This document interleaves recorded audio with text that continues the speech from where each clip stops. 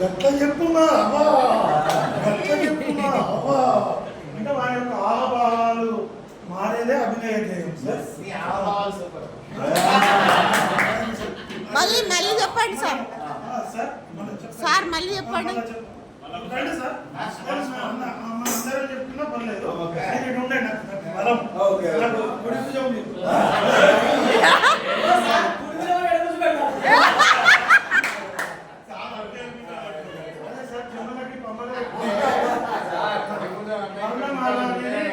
Sir మనకు వర్ణము అంటే రంగు, మాల అంటే దండు, దండ రంగుల దండ, వర్ణమాల అంటే రంగుల దండ.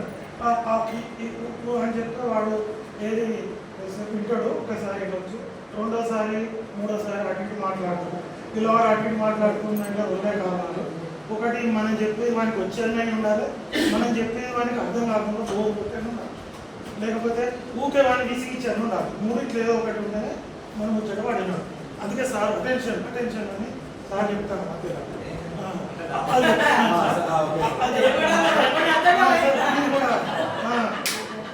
సార్ నేను కూడా కొద్దిగా నాతో పాటు కొద్దిసేపు 2 minutes